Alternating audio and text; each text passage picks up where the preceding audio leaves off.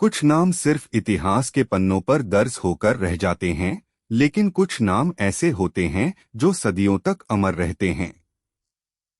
वे सिर्फ शब्द नहीं, बल्कि हिम्मत, बलिदान और आजादी के पर्यायवाची बन जाते हैं।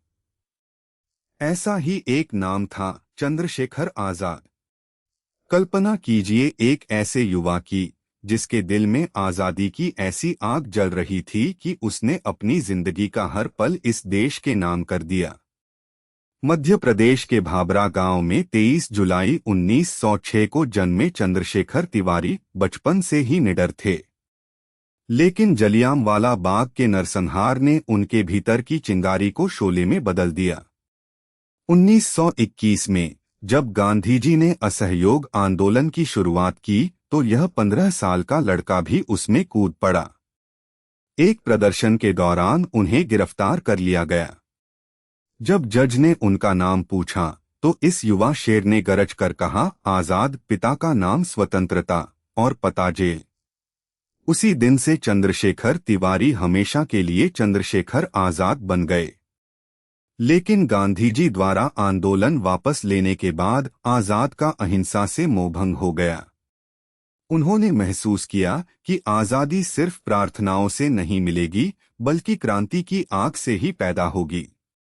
वे हिंदुस्तान रिपब्लिकन एसोसिएशन (HRA) से जुड़े और बाद में उसे एक समाजवादी रंग देकर Hindustan socialist Republican association (HSRA) में बदल दिया।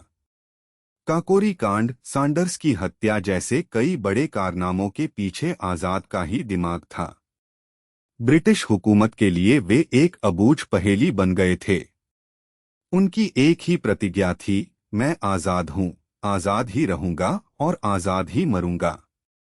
दुश्मन मुझे कभी जिंदा नहीं पकड़ पाएगा, और उन्होंने इस प्रतिज्ञा को अपने जीवन के अंतिम क्षण तक निभाया। तारीख थी 27 फरवरी 1931।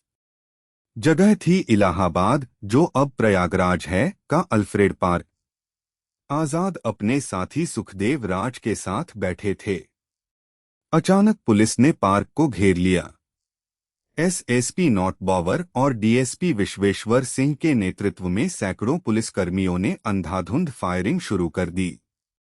आजाद ने अकेले ही डटकर मुकाबला किया। उन्होंने कई पुलिसकर्मियों को मौत के घाट उतारा। लेकिन जब उनकी पिस्तौल में केवल आखिरी गोली बची तो उन्हें अपनी प्रतिज्ञा याद आई। दुश्मन के हाथ आने से पहले उन्होंने उस आखिरी गोली से खुद को गोली मार ली। उन्होंने खुद को आजाद रखा, हमेशा के लिए। चंद्रशेखर आजाद चले गए, लेकिन उनकी शहादत ने हजारों युवाओं में आजादी की लौ प्रज्वलित कर दी। वे सिर्फ एक व्यक्ति नहीं, एक विचारधारा थे, एक जुनून थे। आज भी उनका नाम सुनते ही हर भारतीय का सिर गर्व से ऊंचा हो जाता है। उनकी कहानी हमें सिखाती है कि सच्ची आजादी के लिए कोई भी कीमत कम नहीं होती। हमें ऐसे वीर सपूतों को कभी नहीं भूलना चाहिए।